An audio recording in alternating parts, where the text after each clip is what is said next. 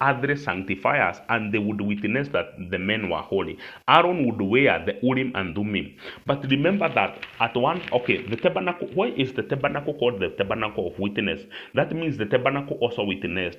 Who was the tabernacle? Remember, Moses was told, as you have seen here in heaven, you go and construct. So it was Christ in the shadow, and that is why we have run previously that Christ said that I'll demolish it and construct it in 3 days. Because when John went up in heaven in the Revelation, he said that I saw no temple there, but Christ is the tabernacle. So that is why it is called the tabernacle of witness. You come before the tabernacle of witness, and God would come upon the tabernacle of witness and reign there. So God was still a witness even then. Though there were other sanctifiers and witnesses, God was still the witness, and the tabernacle of witness was still among us. That is, Christ was still among us. And that is why the word became flesh and tabernacled among us now in the flesh. Christ was still there, and now he again came in 1 John 14. He tabernacled by himself among us, and that is why he demolished it.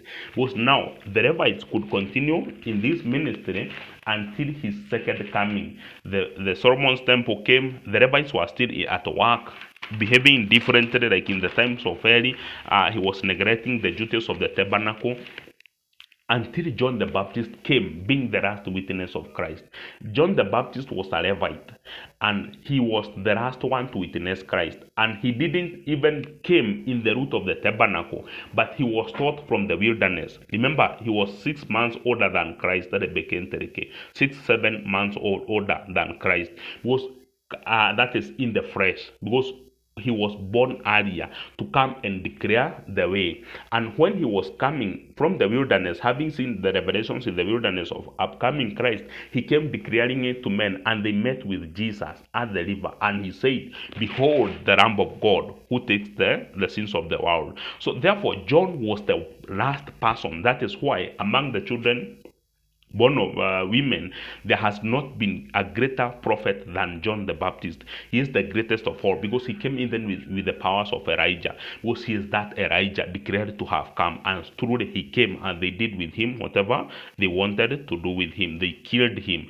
But remember that if Christ would have relied on other witnesses, they were also not hot, cold, or sometimes lukewarm. Like John came and said, "Behold the Lamb of God who takes away the sins of the world." And he declared that through whom is coming, we all come from him. That is why you can see the light. We all come from Christ. That is why we said that our spirit are here for a reason, because we came from Christ. And underneath the sun, he has a willful purpose why he sent Joseph here. So after Joseph has finished the journey, after Christ has finished the journey that he has set in Joseph, he'll just take Joseph up. I think you understand. So you also are there is a great reason as to why you are here underneath the sun. And John declared it so. But later on, what did John do? Herod caught him up because of condemning him, overtaking his brother's wife.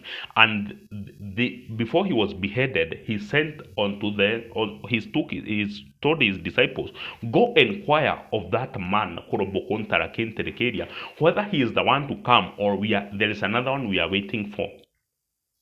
So therefore, if you rely on men to bear you witness, they always be have a certain disrespectful, disreputable. They always weaken and scorn justice. Because now John told the disciples, he had his disciples, and he told them, "Behold the Lamb of God who takes away the sins of the world," when he was coming to be baptized. So he declared Jesus at the River Jordan that he is truly the Lamb of God. But when he was caught up in strangulations, he doubted, is this Christ who I was saying, or is there anyone? What would if the teacher starts to doubt, what about the disciples?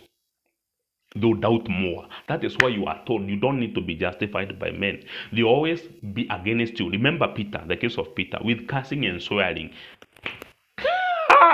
With cursing and swearing, "I don't know him, I don't know him," 3 times. Yet Christ resurrected, and truly he made him again get to reconfess, because the 3 times he denied him, the 3 times he asked him, "Peter, son of Jonah, do you love me? Do you love me? Do you love me?" So he declared the love 3 times again, and he was rejoined back unto Christ. And even before